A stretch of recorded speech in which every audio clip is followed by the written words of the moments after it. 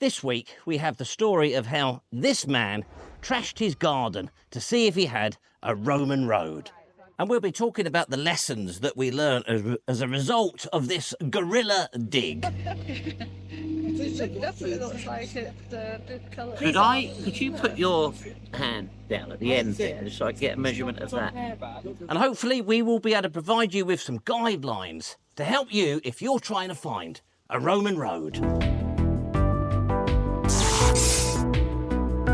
And we've got exclusive access to where the Roman road crossed the River Ribble.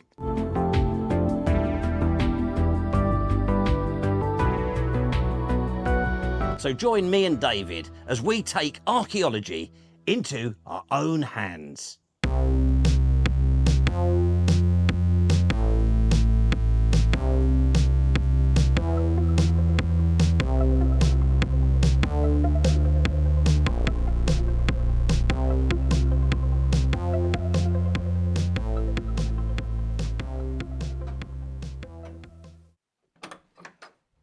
Ah, there you are.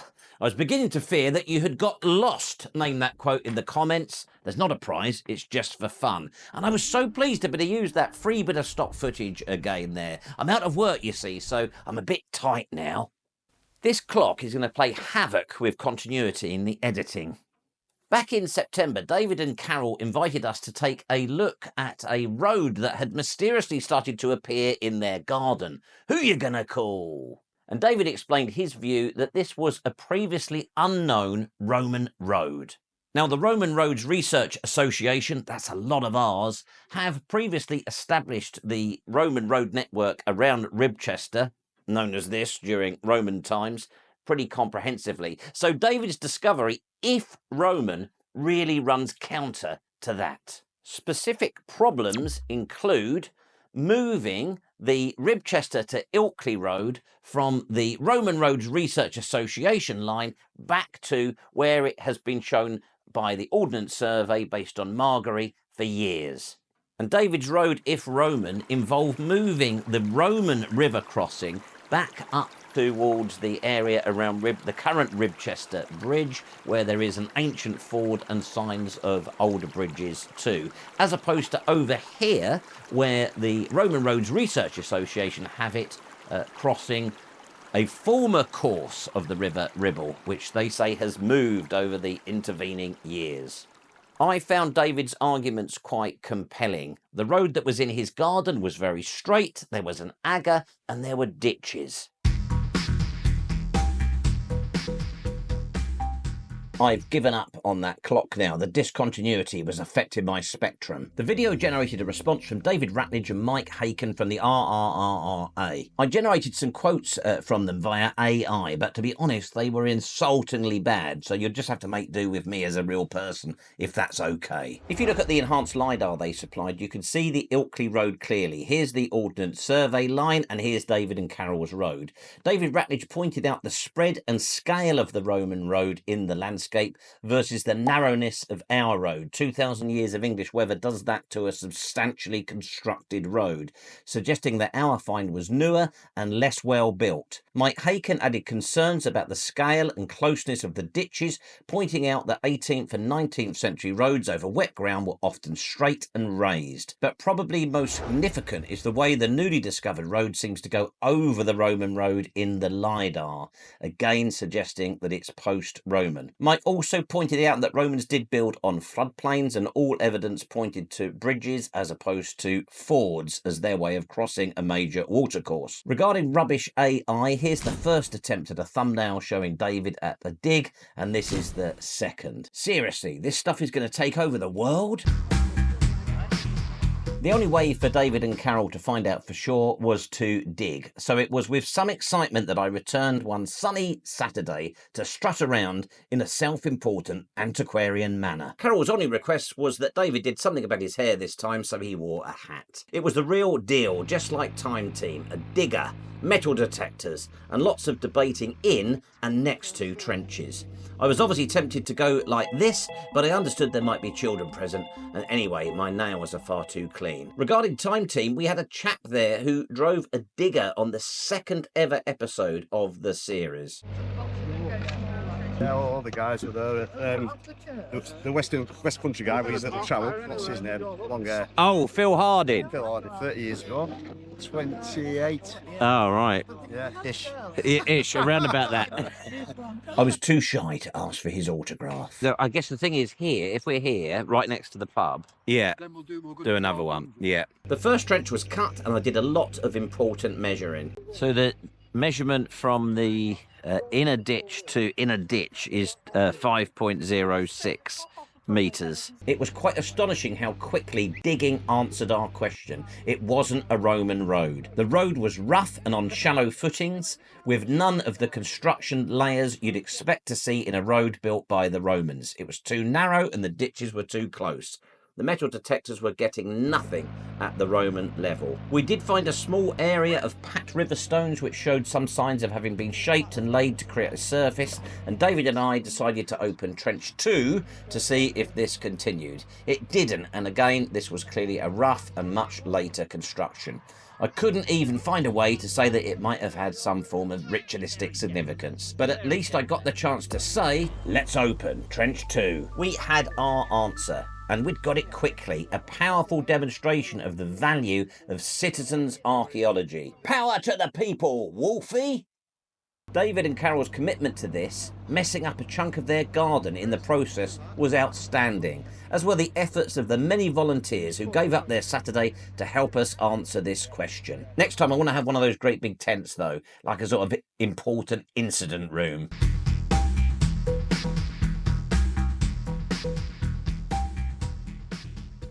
So David, it was a valiant effort, wasn't it? Incredible how you got all those resources together in order to do the dig. It didn't turn out to be a Roman road, did it? What are your reflections now after the event? It didn't turn out to be a Roman road, but we had to do it. We had to prove it one way or the other. Having said, was I disappointed? On one hand, yes. On the other hand, no, because we found we found a cart path that was probably at least 300, potentially maybe 400 years old. And I think that's the key, isn't it? Is that you had to know, and we tried to get some advice on it, and we did get some advice, but nobody really wanted to come and actually look at it themselves, other than ourselves. No. The only thing to do was to dig, wasn't it? Absolutely. And I was very lucky that I was able to. It was amazing how you got all those people, 2 metal detectors, a digger, and countless people to help.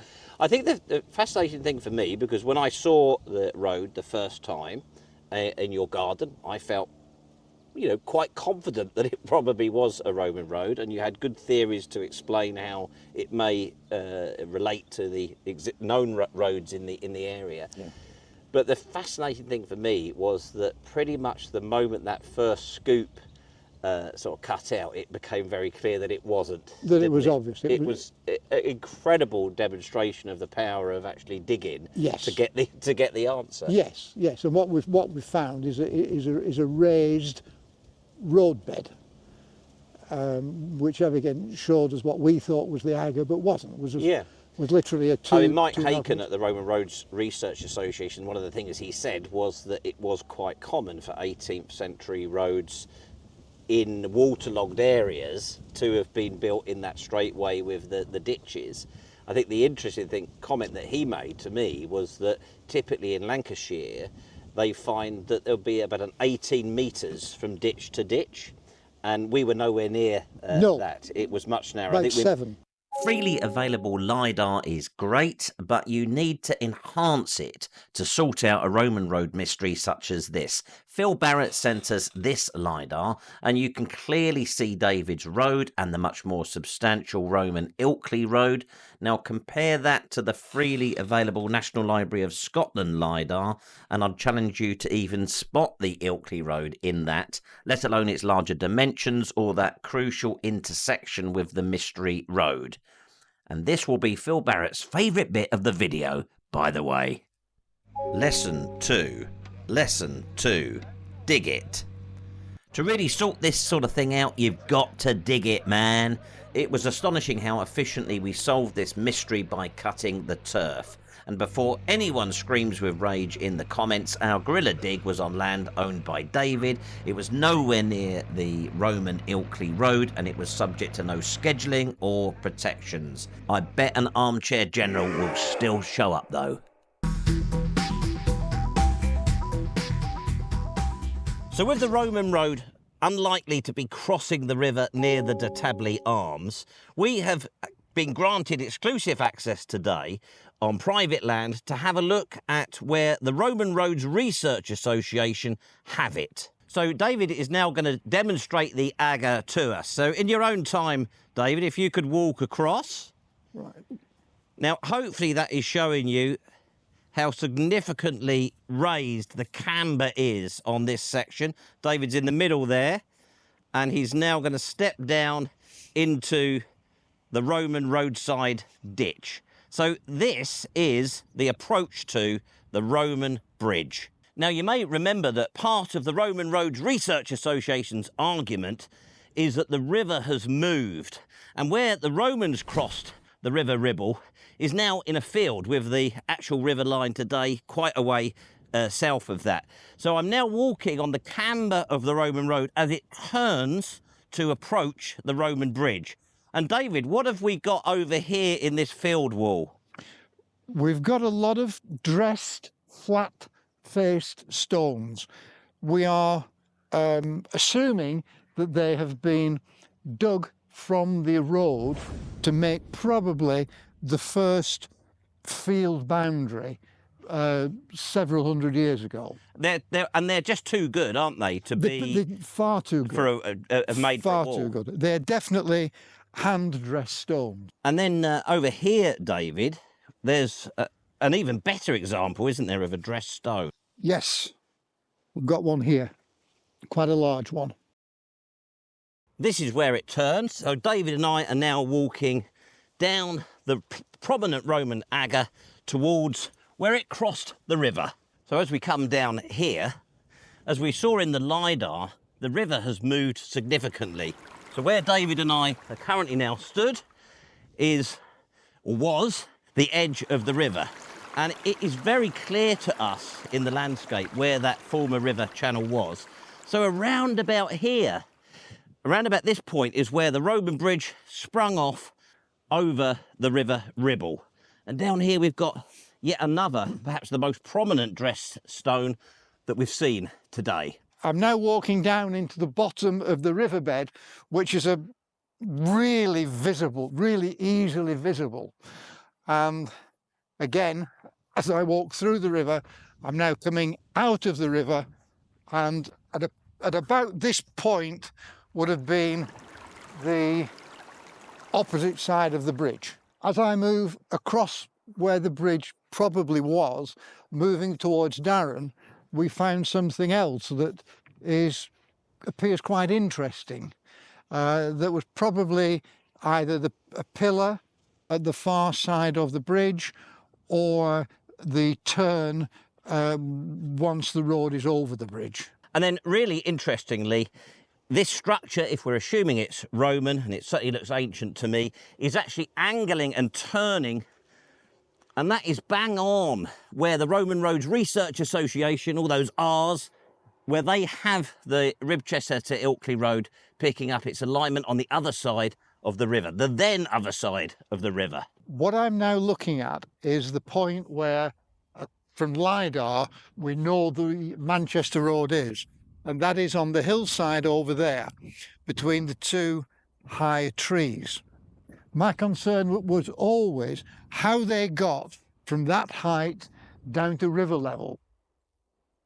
Since we've been here this morning and we actually see the ground, we can see there is a switchback to the right that obviously takes the road and access from the top of the hill down to the level that we're currently at. My only concern, David, is that this being a Roman survival on this side of the river, I'd assume the movement of the river from there to over there would have destroyed that. I appreciate what you're saying, Darren, but what we've got to remember is that the movement of a river, particularly in its old age, i.e. the meander phase, is quite dramatic.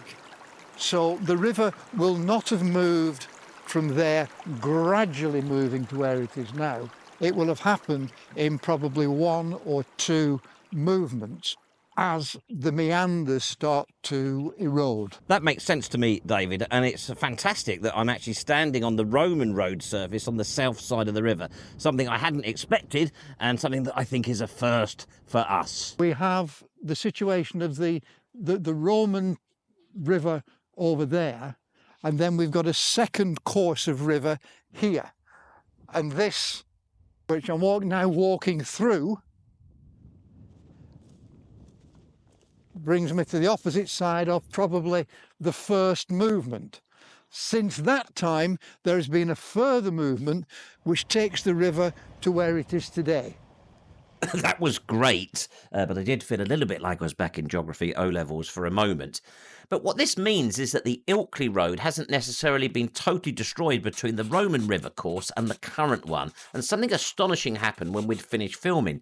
David took me over here to show me some potential bridge remains which have appeared in the last 8 years. These seem to be bang on the Ilkley Road alignment, so possibly a later Roman bridge, or maybe they always had two and the river was running in multiple channels back then. Just saying, bingo, this could be a third video.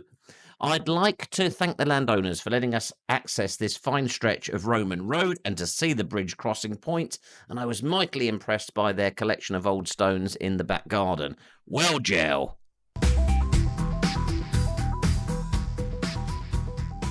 David and I are prancing around on the ramparts of the fort here. First built around 78 AD under Agricola, the southeastern corner and two gates have been lost to the river.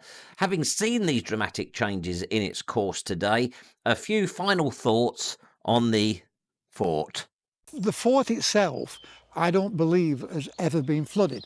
In fact, if you look at the current flood maps provided by the Environment Agency, it is like an island above everything else.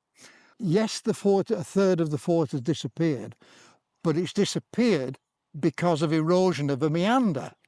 And following on from where we were earlier, the course of the river would have attacked the part of the meander on the part of the fort that has been lost.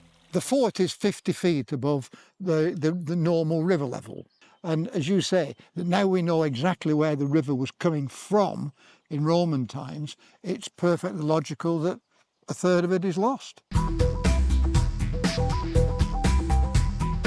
I hope you enjoyed that. Over to David for a proper ending. And if you want to know what's in your garden, there's only one way: dig. And as always, like and subscribe.